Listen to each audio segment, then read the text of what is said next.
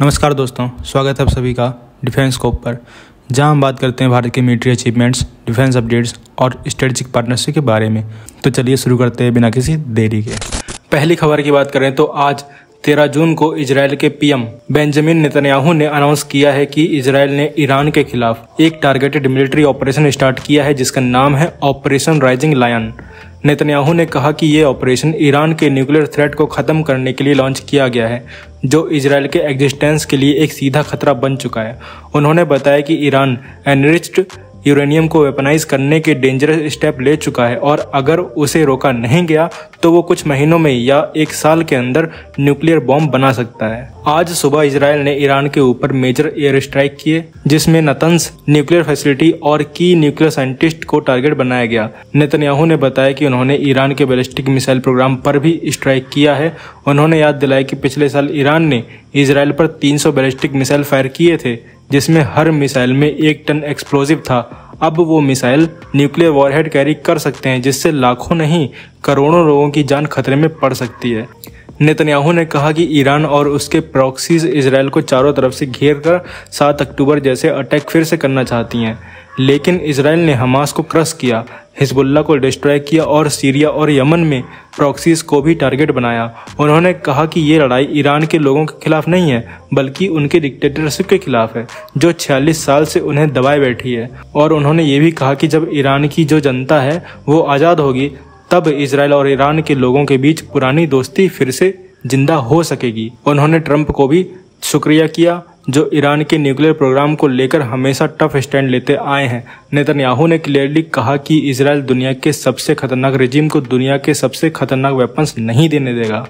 तो आप क्या कहोगे इस खबर के बारे में, कमेंट सेक्शन में जरूर बताइए। अगली खबर की बात करें तो इंडिया और पाकिस्तान के बीच रिसेंट मिलिट्री एंगेजमेंट के बाद इंडिया ने अपनी स्टैंड ऑफ स्ट्राइक कैपेबिलिटी को अपग्रेड करने पर फोकस बढ़ाया है। राफेल से लॉन्च होने वाले स्कैल्प मिसाइल ने पाकिस्तान की एयर बेसिस पर काफी असर दिखाया, लेकिन SU-30 MKI जेट ब्रह्मोस एक की कम अवेलेबिलिटी के कारण पीछे रह गए। अब रसिया ने ऑफिशियली इंडिया को अपना स्टिल्दी KH-69 क्रूज मिसाइल ऑफर किया है, जो SU-30 MKI जेट पर इंटीग्रेट किया जा सकता है। ये मिसाइल पहले SU-57 जेट्स के लिए डिजाइन हुआ था, लेकिन अब इसके एक्सटर्नल विंग लॉन्च कैपेबिलिटी के चलते SU-30 MKI फ्लीट के लिए एक परफेक्ट मैच बन रहा है। KH-69 का वेट 710 kg है, वॉरहेड 310 kg तक का है और रेंज 300 से 400 किलोमीटर के बीच है। इसकी स्टील्थ डिजाइन इसे कॉन्टेस्टेड एयर स्पेस में भी इजीली ऑपरेट करने लायक बनाती है। यूक्रेन वॉर में इस मिसाइल का अपग्रेडेड वर्जन रसिया ऑलरेडी यूज कर रहा है, जिससे इसका real time combat potential confirm होता है। ब्रह्मोस A के कंपैरिजन में ये मिसाइल हल्का, सस्ता और लार्ज स्केल डिप्लॉयमेंट के लिए सुटेबल है। इसका इंटीग्रेशन इंडियन एयरफोर्स को एक नए लेवल पर ले जाएगा, जहां वो प्रिसीजन डीप स्ट्राइक ऑपरेशन में एडवांस बनेगा। ये डेवलपमेंट इंडिया की एयर स्ट्राइक कैपेबिलिटीज को न सिर्फ बैलेंस करेगा, बल्कि मॉडर्न वॉरफेयर के स्टैंडर्ड से मैच भी करेगा। इस प्रपोजल के सक्सेसफुल इम्प्लीमेंटेशन से SU-30 MKI fleet multi role versatility के मामले में और भी पावरफुल बन जाएगी। तो आप क्या कहोगे इस खबर के बारे में, कमेंट सेक्शन में जरूर बताइए। अगली खबर की बात करें तो इंडिया का इंडिजिनस अस्त्रा MK2 मिसाइल, जो कि एक advance beyond visual range air to air missile है, 2026 से इंडियन एयरफोर्स के फाइटर जेट्स का मेन वेपन बनने जा रहा है। DRDO द्वारा बनाया गया ये missile dual pulse rocket motor से पावर्ड है और इसका रेंज 160 किलोमीटर तक है। इसकी स्पीड मैक 4.5 है और ये स्मोकलेस प्रपल्जन के साथ आता है, जो इसे स्टील्थ और प्रिसीजन दोनों देता है। अस्त्रा MK2 के ट्रायल्स फाइनल फेज में है और प्रोडक्शन क्लियरेंस 2026 में एक्सपेक्टेड है। ये missile SU-30 MKI, Rafale, MiG-29K और तेजस MK1A जैसे प्लेटफॉर्म के लिए टेलर्ड है। इंडियन एयरफोर्स पहले फेज में 500 से ज़्यादा मिसाइल ऑर्डर करने जा रही है, जिससे ये क्लियर है कि अस्त्रा MK2 पर उनका पूरा भरोसा है। ये मिसाइल R-77 और मीका जैसे फॉरेन मिसाइल का इंडिजिनस अल्टरनेटिव बन रहा है। मिसाइल की प्रोडक्शन के लिए मिनिस्ट्री ऑफ डिफेंस 2 अलग अलग प्रोडक्शन लाइन एस्टेब्लिश करने का प्लान बना रही है, एक PSU जैसे BDL के अंडर और दूसरा प्राइवेट प्लेयर जैसे L&T और टाटा के थ्रू। ये dual line system delivery fast करेगा और सप्लाई चेन को रेजिलियंट बनाएगा। ये चाइना के PL-15 और पाकिस्तान के AIM-120C मिसाइल का इफेक्टिवली मुकाबला कर सकता है।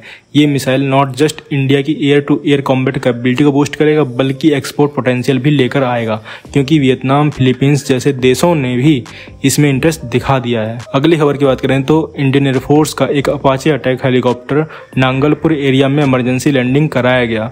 बताया जा रहा है कि हेलीकॉप्टर में टेक्निकल इशू आने के बाद पायलट ने तुरंत सेफ्टी प्रोटोकॉल फॉलो किए और एक फील्ड में सेफ लैंडिंग कर दी। सभी क्रू मेंबर सेफ हैं और हेलीकॉप्टर को बाद में चेक करने के बाद सरस्वा एयर स्टेशन वापस फ्लाई किया गया।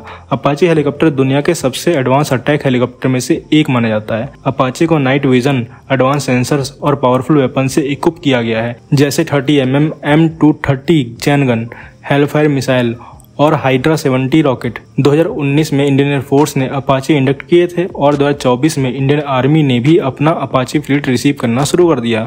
आर्मी के अपाचे बॉर्डर एरियाज में डिप्लॉय किए गए हैं, जहां वो ग्राउंड फोर्सेस को क्लोज एयर सपोर्ट देते हैं। अपाचे हेलीकॉप्टर का डिप्लॉयमेंट इंडिया के हाई अल्टीट्यूड और सेंसिटिव बॉर्डर एरिया जैसे LAC और LOC में इंडिया के ऑफेंसिव कैपेबिलिटीज को बहुत ज्यादा स्ट्रेंथन करता है। इस इंसिडेंट में किसी प्रकार का डैमेज नहीं देखा गया है, जो कि पायलट के टाइमली एक्शन और एयरक्राफ्ट के सेफली डिजाइन को हाईलाइट करता है। तो आप क्या कहोगे इस खबर के बारे में कमेंट सेक्शन में जरूर बताइए। तो दोस्तों ये थी आज की डिटेल्ड अपडेट्स हमारे भारत के डिफेंस और इंटरनेशनल स्ट्रेटजीज के बारे में। अगर आपको ये वीडियो इन्फॉर्मेटिव लगा हो तो लाइक करें, शेयर करें और चैनल को सब्सक्राइब करना ना भूलें। आपका सपोर्ट हमें और बेहतर कंटेंट बनाने के लिए मोटिवेट करता है। मिलते हैं नेक्स्ट वीडियो में। थैंक्स फॉर वॉचिंग एंड जय हिंद, जय भारत।